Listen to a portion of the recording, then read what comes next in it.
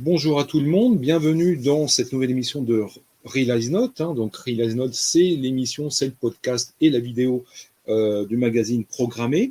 Donc aujourd'hui, un débrief, en tout cas un débrief, on va dire, autour de Re-Event. Donc Re-Event, c'est le grand événement d'Amazon Web Services.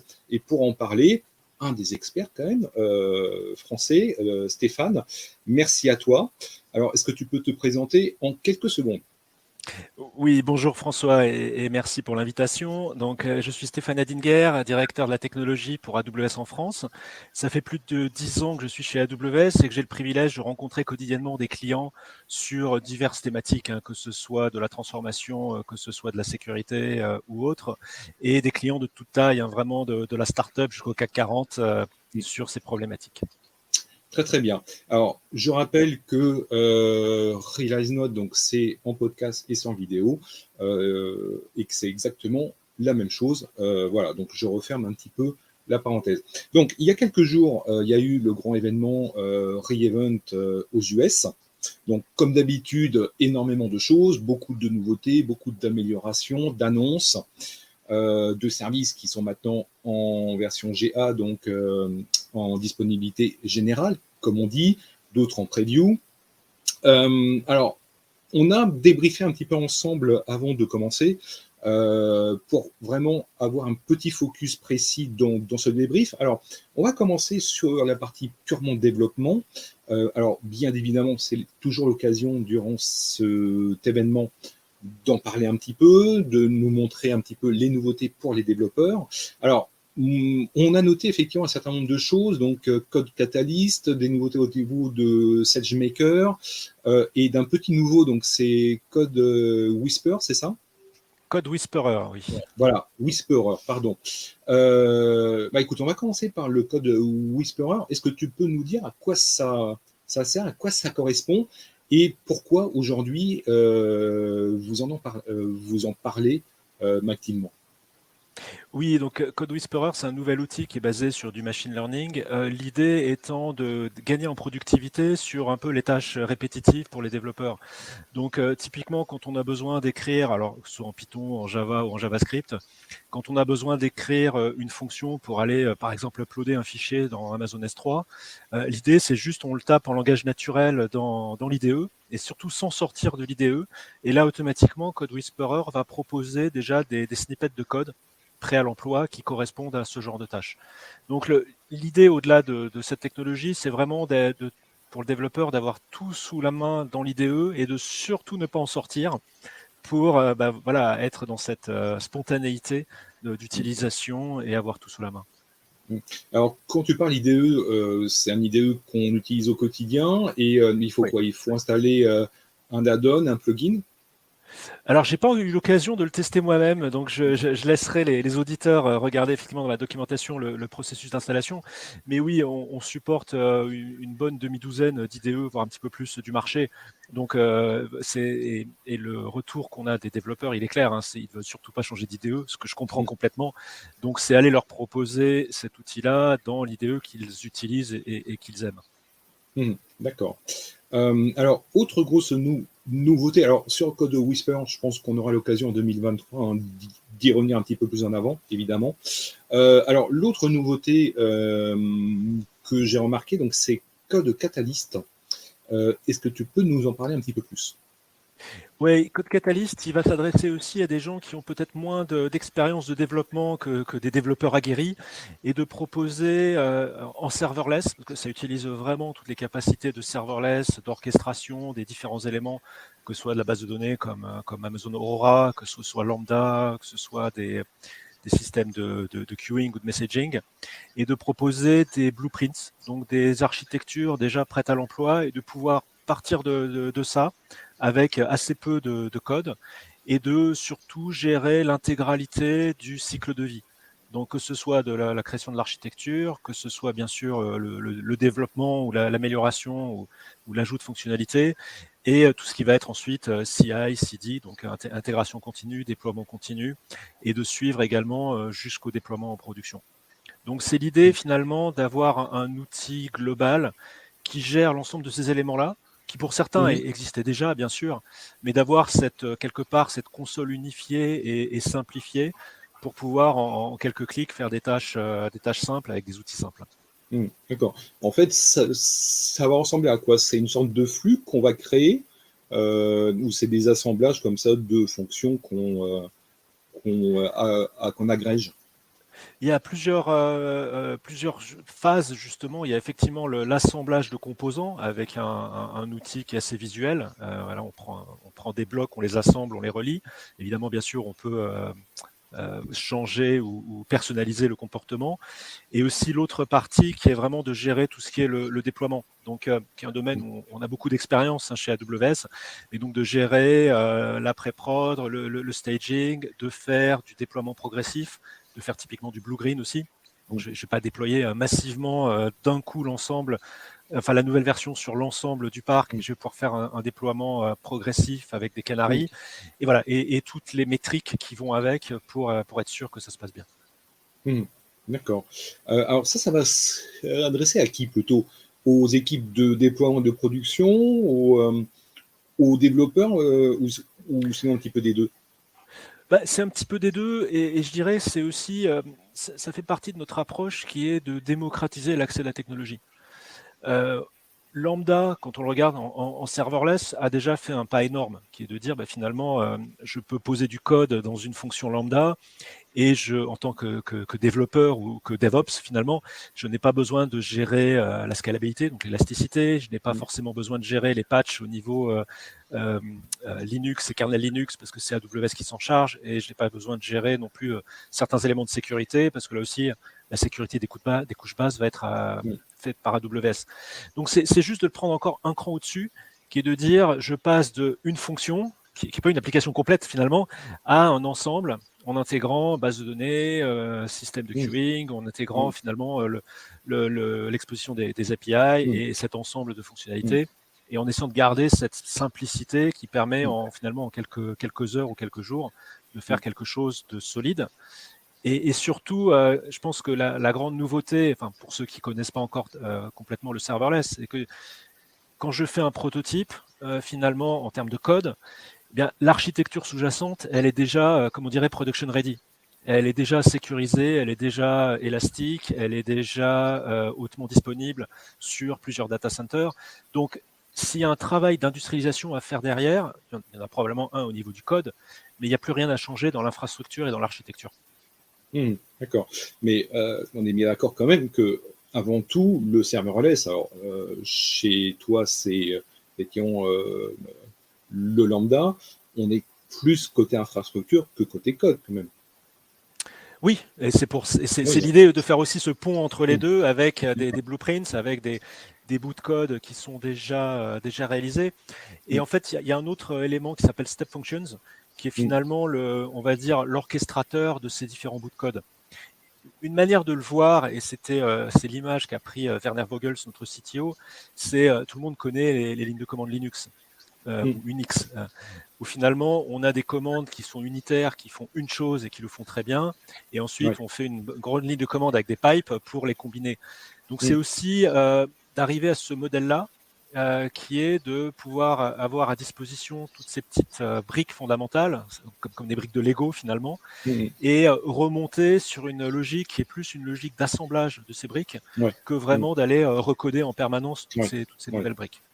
Mais c'est quand même plus simple parce que, après, c'est quand même plus simple parce que quand on regarde effectivement CLI, il faut quand même que tu maîtrises un certain nombre de commandes, comment tu passes tous les paramètres. Le serverless, tu es un petit peu au-dessus, donc on est quand même au plus haut niveau. Ça permet de simplifier un petit peu, parce que sinon, effectivement, en CLI, il faut quand même avoir une bonne maîtrise des commandes quand même à la base. Oui, et surtout que le CLI n'est pas forcément une finalité en soi. Ce que je veux dire par là, c'est qu'on va démarrer sur la console typiquement parce que c'est plus simple et c'est plus accessible. Mais après, quand on part sur de l'industrialisation et de la production, ça va être plutôt du CloudFormation, du Terraform, quel que soit l'outil. Mais c'est finalement d'utiliser les API directement plutôt que la CLI. D'accord. Alors, tu nous parlais effectivement de Lambda, donc c'est le côté du serveur pour la partie Amazon. Donc là, il y a une grosse nouveauté qui a été annoncée, c'est Lambda Snap Start. C'est Oui, ça? Voilà. exactement. Voilà. Donc, est-ce que tu peux nous en dire un petit peu plus? Oui, très volontiers. Donc, peut-être revenir un peu sur le fonctionnement de Lambda. Lambda, ça fonctionne sur un système de containers. Donc, ce sont des containers Linux à la base. On a aussi, il y a quelques années, mis en open source Firecracker, qui est l'hyperviseur de micro-VM qu'on utilise pour Lambda. Parce qu'en fait, en termes de sécurité, nous n'avons pas confiance dans le système d'isolation des containers, qui n'est pas assez solide. Donc, chaque Lambda, chaque container tourne en fait dans une micro-machine virtuelle et bénéficie de cette sécurité-là. Alors, ce que ça signifie, c'est que quand tu utilises du lambda, typiquement, on va instancier une micro VM, ensuite un container, on va poser le code dessus et on va l'exécuter. Et on va garder un certain nombre de lambda en mode gelé, frozen, je ne sais pas comment le traduire exactement, Oui, c'est ça. pour Oui. que, voilà, pour que à la requête suivante, finalement, on réutilise une des lambda qui est disponible. Après, au bout d'un certain temps, si la lambda n'est pas utilisée, la fonction, bon, on va la sortir, elle va se faire éjecter du parc pour être réinstanciée. Et cette réinstanciation, on l'appelle généralement le call start, c'est-à-dire que la partie création micro-VM et création de l'environnement, ça va très vite. Par contre, certains frameworks applicatifs peuvent prendre du temps. Je pense typiquement à des frameworks comme Java, et si tu mets du Spring Boot, c'est pas forcément 5 millisecondes, ça peut prendre plus de temps.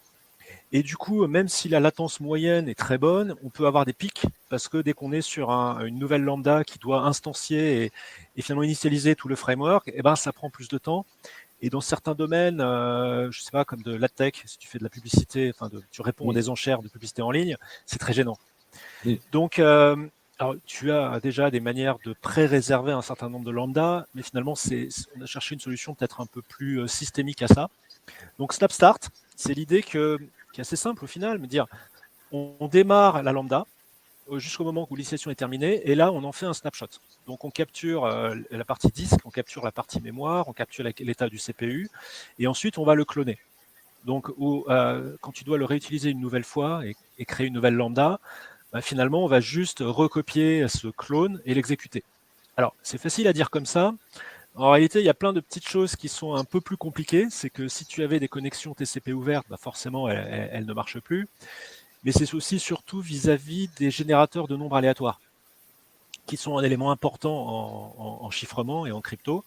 Donc, on a aussi travaillé à faire tout ce qui va bien, typiquement dans l'environnement Java, pour faire en sorte que même si on clone des lambdas, on va réinjecter de l'entropie dans les générateurs d'aléas pour que justement les lambdas n'aient pas toutes les mêmes valeurs d'aléas, ce qui serait un gros problème en termes de sécurité.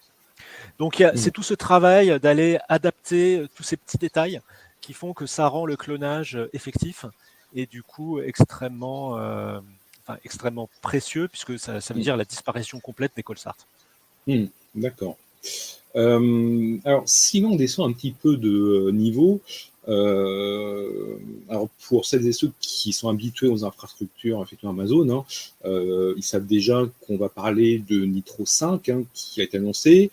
Il y a aussi une nouvelle génération de Graviton, donc c'est Graviton 3E. Donc on rappelle que Graviton est basé sur une architecture ARM, donc les fameux designs de CPU et de SOC ARM.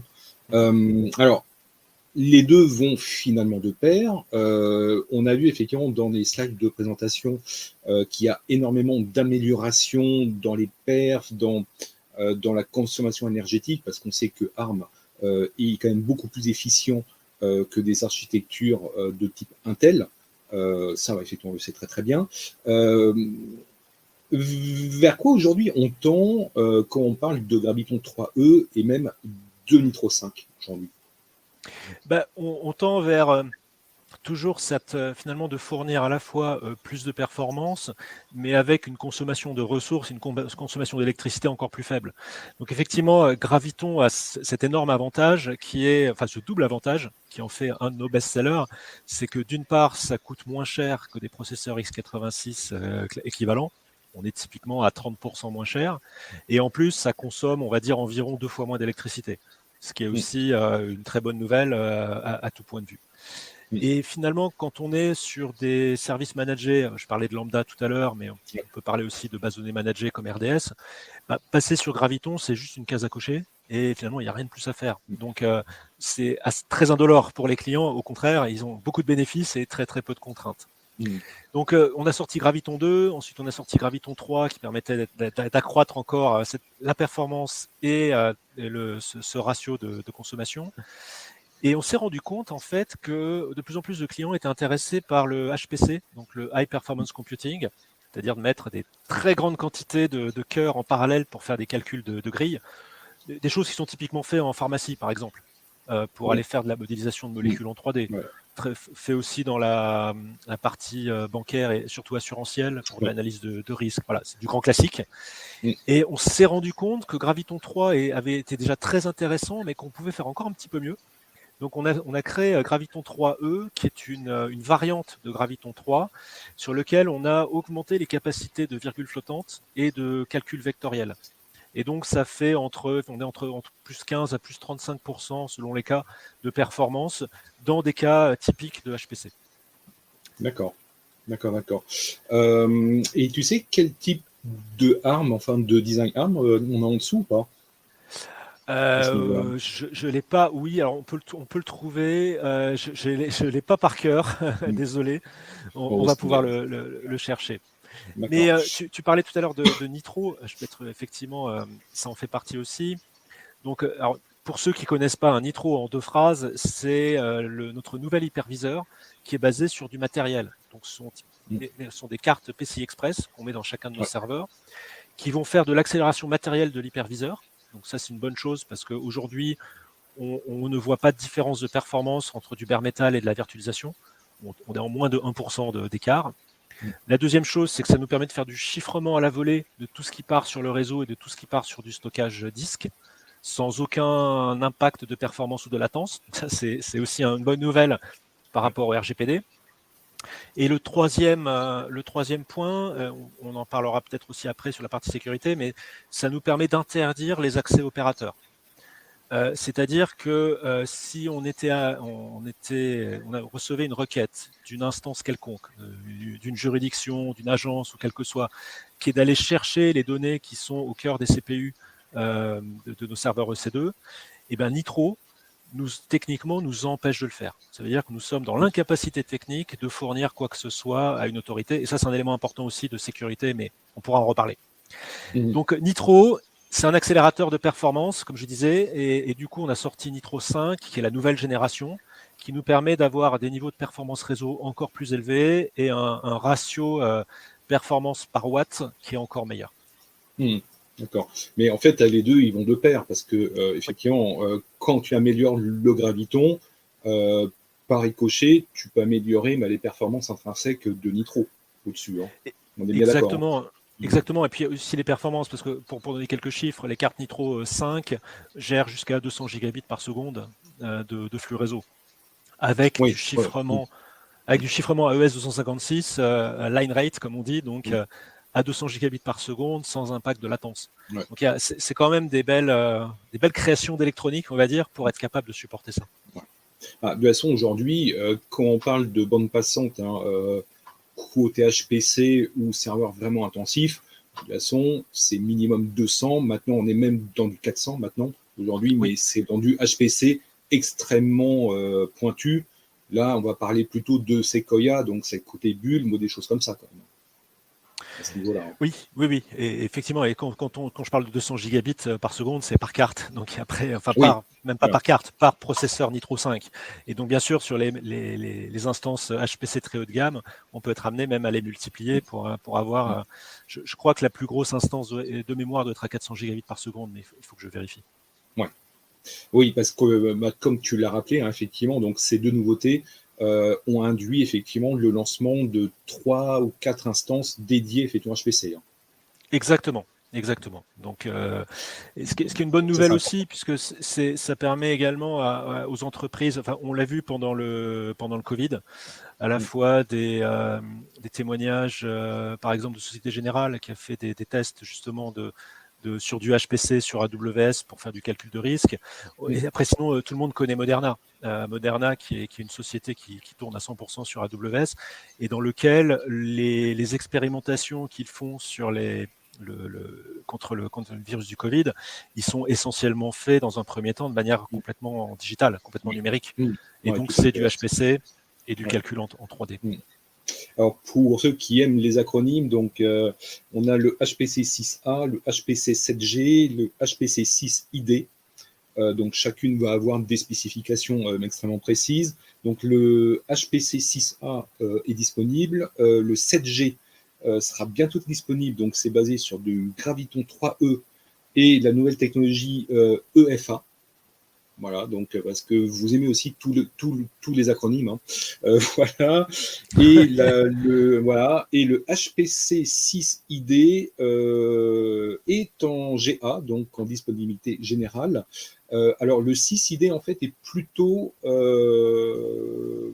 basé sur un ratio perf data et mémoire intensive vraiment pour le HPC, alors que le HPC 6G on est plutôt dans de l'intensif au niveau réseau et compute. Voilà. Donc ça, c'est la slide officielle de Reevent. Donc si vous voulez plus d'infos, je présume qu'on a accès effectivement au replay de session. Exactement. Voilà. Exactement. Mais en tout cas, c'est toujours intéressant de comprendre comment fonctionne l'infra vraiment très très bas niveau, parce que ça permet de voir comment ça passe effectivement au niveau réseau, de quoi on a réellement disponible sous la caisse en fait, à ce niveau. Donc ça, c'est toujours intéressant.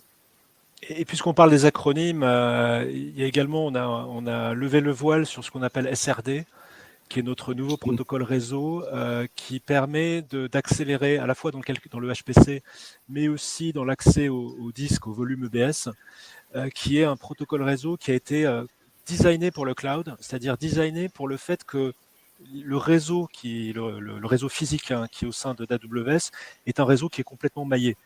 On appelle ça un réseau clos ou close, je ne sais pas comment on le prononce, qui en fait initialement cette architecture avait été designée par un Français, Charles Clos, qui travaillait pour un opérateur télécom, et l'idée c'était justement d'avoir un réseau télécom où il n'y a pas de contention dans le réseau. En fait, c'est exactement le même principe qui est utilisé dans le HPC et qui est utilisé aussi au sein du réseau AWS. Et donc, quand on regarde un petit peu les protocoles que les auditeurs connaissent très bien, comme TCP, c'est un protocole qui a été inventé, je crois, en 1972 et qui ne tient pas du tout compte de ça et n'utilise pas les capacités de maillage du réseau, puisque les réseaux n'étaient pas du tout de cette manière-là. Donc SRD était intégralement refait sur cette base de multi-chemins entre deux endroits, et au contraire d'essayer de mixer, enfin d'essayer d'utiliser plusieurs chemins à la fois, là où TCP, au contraire, essaie de la mesure du possible de toujours utiliser le même chemin. Bon, pour ceux qui veulent en savoir plus, c'est la vidéo de Peter DeSantis sur sa keynote qui va beaucoup plus dans le détail, et c'est un sujet qui est absolument passionnant. Alors, mais SRD, donc c'est Scalable Reliable Datagram. Je l'ai bien prononcé. Voilà, c'est parfait. Voilà. C'est de l'UDP avec l'avantage des TCP, si on veut. Voilà, ouais, non, c'est ça. Alors, effectivement, on rappelle effectivement en aparté que TCP, donc c'est effectivement 71 et 72, origine sur le projet ARPANET. Voilà, ça je le reprécise aussi, parce qu'à l'époque, effectivement, ARPANET avait besoin d'un protocole, et ce protocole, c'est le TCP, qui va devenir en 81 et 82 le TCP/IP. Mais ça, c'est encore une autre histoire, tout ça. Voilà. Donc, en fait, ça, c'est un protocole donc, qui a vocation à quoi? À s'installer partout et à remplacer le TCP, où il va vraiment être utile dans certains cas d'usage extrêmement précis. Il est utile dès qu'il s'agit finalement d'aller dans de la performance extrême ou de la latence très faible. Donc, on l'utilise dans la partie, donc c'est packagé dans des librairies, hein. Mais typiquement, quand on va faire du HPC, c'est l'idée on parlait tout à l'heure des cartes réseau à 200 gigabits. Imagine que tu prennes 500 machines qui sont toutes avec des cartes réseau 200 gigabits et tu veux que le réseau puisse écouler le trafic sans aucune contention. Donc ça veut dire que, mais en même temps, comme tu le disais sur le reliable, tu veux que les paquets ne soient pas perdus et tu veux aussi que dans la mesure du possible, les paquets arrivent dans l'ordre. Ce qui est très compliqué à faire. Donc le SRD, il est utilisé là-dessus sur les librairies sous-jacentes pour apporter finalement ce protocole de communication message d'une instance à une autre en gardant l'ordre des paquets mais avec des performances extrêmes. Et on l'utilise aussi, comme je l'évoquais, entre EC2 et EBS pour avoir de l'accès au volume de stockage avec une très faible latence et de haute performance. Peter De Santis rentre d'ailleurs dans le détail, c'est qu'il dit que en fait, on est sur des systèmes qui, à 99,99999% fonctionnent avec des latences très faibles et de temps en temps, il y a un accident. De temps en temps, pour des rares requêtes, pour des rares clients, il va y avoir un accès disque qui va prendre beaucoup plus de millisecondes que d'habitude. Et on pourrait les ignorer tellement c'est rare, mais en fait, c'est impactant pour nos clients. Donc SRD permet aussi de traiter ce qu'on appelle la tail latency, qui est de faire en sorte que même dans les cas les plus extrêmes de panne de matériel ou que sais-je, ben, l'impact en latence est extrêmement faible et plusieurs ordres de grandeur en dessous de ce qu'on avait avant. Mais est-ce que ça oblige à ce que vous, au niveau infra, vous changez quelque chose? Parce que ça veut dire aussi une exigence au niveau infrastructure qui change un petit peu, non? En fait, c'est un peu le contraire. C'est-à-dire que on avait déjà designé l'infrastructure avec ce réseau ce réseau complètement maillé, et on utilisait effectivement ces caractéristiques de performance et de latence. Mais comme je disais, pour refaire le parallèle avec TCP essaye toujours qu'un flux de données passe toujours par le même endroit, par la même route, parce que ça simplifie l'ordonnancement des paquets. Tout à fait. Et c'est pour ça que si on a un switch ou un routeur dans la chaîne qui tombe en panne, il y a un certain temps de détection et de convergence, enfin pas de convergence, mais il y a un certain temps de détection pour trouver une route alternative. C'est ça qui génère en fait cette tail latency. L'idée de SRD, c'est une question de routage, quoi, en fait. Oui, enfin routage, pas aussi, que, mais switching. Enfin, switching aussi, parce qu'en fait, c'est surtout des switches, c'est pas tellement des routeurs qu'on va avoir dans. Non, en fait, c'est routage dans le sens route. Ouais, c'est ça. C'est ça. Mais pas au sens routeur en tant que tel. Non. Effectivement, c'est une question de routage de paquets. Donc c'était plutôt l'inverse, c'est de se dire, vu qu'on a aujourd'hui cette infrastructure en réseau complètement maillé, c'est dommage finalement d'avoir des contraintes qui datent des anciens réseaux. Et c'est pour ça que SRD a été fait pour se dire, si on change le protocole pour au contraire utiliser le fait que le réseau soit complètement maillé pour traiter les cas de panne qui peuvent arriver, mais faire en sorte qu'il soit quasiment indolore vis-à-vis du client. Alors, j'insiste bien sur le SRD vers EBS, il n'y a rien à changer. C'est complètement géré par Nitro. Donc, les changements, ils sont dans Nitro et c'est nous qui les faisons. Donc, le client n'a rien à changer sur EC2. D'accord.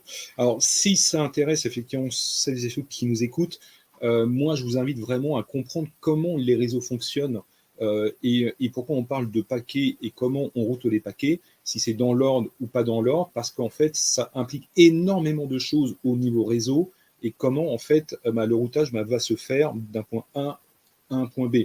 Dans les réseaux interconnectés, c'est pas parce qu'on a une ligne droite que ça va plus vite. Voilà, mais ça, c'est la base même des réseaux. Donc, moi, je vous invite à lire tous les travaux de CERF, etc. Donc, fin années 70 et début années 80, toutes les bases de TCP, parce qu'on comprend vraiment comment ça fonctionne et pourquoi aujourd'hui, effectivement, on a ces problématiques de latence, mais de routage réseau. Voilà, enfin, je referme vraiment à l'aparté, mais c'est très important de comprendre cela. Et en fait, le nouveau protocole que tu nous as expliqué, en fait, ça vient à de l'évolution toute naturelle par les contraintes que l'on peut avoir et par l'évolution aussi des réseaux. Mais voilà, ça c'est encore une autre histoire, mais c'est toujours intéressant de voir qu'une boîte comme la tienne fait d'énormes efforts pour réinvestir ce domaine-là et pour proposer d'autres approches beaucoup plus efficaces et beaucoup plus efficientes. Donc ça, c'est un point vraiment intéressant, je trouve, et je pense qu'on aura l'occasion d'approfondir un petit peu tout ça dans les prochains mois. Alors, l'autre partie intéressante aussi, évidemment, qui a tenu un grand rôle, en tout cas un grand aspect dans Reevent, c'est tout ce qui est de la sécurité. Et on parlait, avant de démarrer, tout ce qui est Zero Trust. Alors, est-ce que tu peux nous en dire un petit peu plus ? Effectivement, alors peut-être quelque chose qui, je pense, qui est passé assez inaperçu, mais parce qu'on parle de sécurité, il y a aussi la partie conformité qui est une obligation pour nos clients. Je pense notamment au RGPD. Donc, nous avons étendu il y a quelques semaines la liste des services qui ont été audités et qui sont conformes au code de conduite du cloud en Europe, qui est fait par une association qui s'appelle le CISPE, CISPE. Et c'est un code de conduite qui a été validé par la CNIL en France en juin 2021. Et nous avons aujourd'hui 100 services qui ont été audités comme étant conformes à ce que la CNIL requiert pour les services par rapport au RGPD. Donc ça, c'est déjà une première bonne nouvelle. On a aussi sorti une nouvelle fonctionnalité de chiffrement qui s'appelle XKS, qui permet aux clients qui le souhaitent de sortir complètement leur clé de chiffrement d'AWS et avec des partenariats, entre autres, avec Atos et Thales, pour permettre d'avoir un système de clés géré complètement à l'extérieur et qui se combine avec ce que je citais tout à l'heure sur Nitro, qui est qu'en plus, Nitro empêche n'importe quel être humain, y compris les salariés d'AWS, d'accéder aux données qui sont dans le processeur. Donc ça, c'est déjà une première base. Et pour ceux que ça intéresse, on a sorti il y a une semaine le Sovereignty Pledge, donc qui sont des engagements également à long terme pour aller encore plus loin dans cette direction. Maintenant, pour revenir effectivement au Zero Trust, ce qu'on a sorti, il y a un service qui est très intéressant qui s'appelle Amazon VPC Lattice. Alors, c'est à la fois du réseau, mais aussi de la sécurité, qui permet finalement de packager des services internes, des microservices qui sont faits par les clients, et de pouvoir les packager dans un ensemble déployable, donc qui est à la fois isolé du reste du système d'information, qu'on peut découvrir par exemple via le DNS, et qui assure aussi tous ces aspects de sécurité d'accès en mode Zero Trust. Donc c'est l'idée, si je fais un tout petit peu un parallèle, c'est l'idée de se dire, c'est un peu comme si une équipe DevOps package un de ses propres microservices, comme avec un niveau assez similaire à des services AWS eux-mêmes. Et on a en lien avec ça, on a sorti aussi Amazon Verified Permissions, qui est aussi un framework pour aller dans le microservice, faire un peu l'équivalent d'IAM, donc faire du contrôle d'accès fin, qui fait qu'en fonction de l'appelant, on ne va pas forcément lui donner accès à l'ensemble des données ou l'ensemble des fonctions, mais pouvoir combiner ce contrôle d'accès fin. Donc là encore, dans une idée d'avoir une intégration globale et de simplifier le travail des développeurs, plutôt que d'avoir finalement à réimplémenter sans cesse les mêmes choses. D'accord. Alors, sur la partie base de données, donc on sait que effectivement AWS propose quand même énormément de choses dessus, que ce soit dans du data lake, dans les bases de données plus traditionnelles. Alors, il y a deux nouveautés qui semblent effectivement intéressantes. Donc, c'est tout ce qui est Open Search Serverless et le Blue Grid Deployment, c'est ça ? Exactement. Alors, OpenSearch, je pense que les auditeurs connaissent bien, c'est une évolution d'Elasticsearch, mais qui a été finalement repris dans une version open source et avec plutôt sans licence.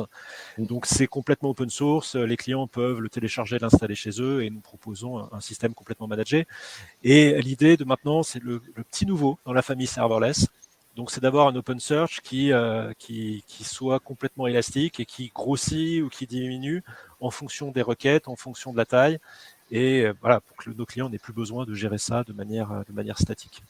Et finalement, mon petit préféré, je pense, c'est ce qu'on appelle les blue-green deployments. Alors, c'est à la fois pour Aurora, donc en mode Postgre, en mode MySQL, et également RDS aussi en mode MariaDB. L'idée, c'est comment faciliter la migration d'une version d'une base de données à une version suivante, enfin plutôt je parle du schéma ou des éléments dans la table. Donc le Blue-Green, ça consiste à cloner une base de données de production, par exemple. Ensuite, être capable de travailler sur le clone, mais en même temps, le système va continuer à faire une synchronisation des transactions entre la production et le clone. Donc ça permet d'appliquer les modifications sur le clone, tout en ne perdant pas de requêtes finalement, parce qu'on continue à l'alimenter avec les requêtes qui arrivent, de vérifier applicativement si ça fonctionne bien, et ensuite de faire l'échange une fois que c'est bon, et donc sans interruption de service, voilà, ou avec quelque chose d'extrêmement court, de pouvoir mettre en production la nouvelle base de données avec ces modifications. Donc je trouve que c'est toujours pareil, c'est en termes de technologie, c'est pas nouveau, c'est-à-dire que c'était faisable avant, mais c'était beaucoup de travail, c'était beaucoup d'opérations à faire.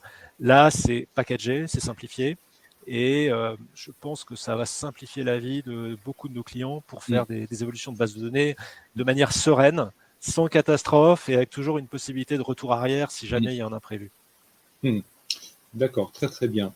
Alors, avant qu'on conclue un petit peu notre échange, donc tu nous as parlé effectivement au début de Code Catalyst, et j'ai cru me souvenir qu'il y avait une preview d'AWS Application Composer. Est-ce que tu sais à quoi ça correspond? Là, désolé, je vais sortir le Joker. J'ai pas eu le temps de tout regarder en détail. On a fait plus d'une centaine d'annonces, donc c'est compliqué pour nous aussi. Donc, écoute, ce sera peut-être l'occasion de voir ça une prochaine émission. Alors, sur la partie base de données, donc en complément à ce que tu as dit, donc il y a eu des annonces autour du Trust Language Extension for PostgreSQL sur Amazon Aurora et Amazon RDS. Oui. Des annonces autour d'Amazon DocumentDB Elastic Clusters. Oui, pour faire sauter toutes les limites en termes de taille et de scalabilité, qui est une grosse demande aussi finalement. Et la dernière chose que j'ai vue, c'est Amazon RDS Optimize Read and Optimize Write. Oui, alors là aussi vous pourrez regarder, il y a la vidéo de Swami qui va en détail. En fait, c'est un petit détail, mais ça illustre bien l'attention aux détails. C'est-à-dire que dans Aurora, les écritures des pages se font sur des pages de 16 kilooctets. Mais au niveau des disques EBS et des SSD, ça se fait sur des pages de 4 kilooctets. Et donc, il restait. Alors, il y a le premier problème qui est sur un I/O de 16 kilooctets, ça fait 4 I/O de 4 kilos. Donc, il y a potentiellement une question de performance. Mais il y a aussi une question de cohérence de données. S'il y a un problème et qu'il y a la moitié des 16K qui ont été créés et pas l'autre moitié, ça peut générer des petits soucis. Donc, comme nous concevons aussi nos propres systèmes de stockage et nos propres SSD, enfin, en tout cas les firmware des SSD, c'est tout bête, mais ça a été d'aligner les 16K des pages de base de données avec les 16K du stockage sur les SSD, pour que ce soit bien unitaire et atomique. Parfait, très très bien. Écoute, un grand merci à toi. Merci à tout le monde de nous avoir écoutés. Donc, ce podcast est évidemment disponible en replay quand vous voulez et partout où vous êtes. Voilà, et puis en vidéo aussi sur notre chaîne YouTube. Un grand merci à toi. Et si vous avez des interrogations sur les nouveautés qui ont été présentées lors de Reevent et tout ce qu'on a échangé ici, vous pouvez retrouver énormément de blogs, enfin de posts de blogs sur les blogs officiels d'AWS, et vous pouvez consulter notamment un grand résumé des principales annonces avec le top des annonces de Reevent 2022, où là vous aurez les 20-25 plus grandes annonces, en tout cas les annonces les plus importantes, section par section. Merci à tout le monde, à très bientôt sur programmer.com. Merci à toi, Stéphane. Merci François, au revoir.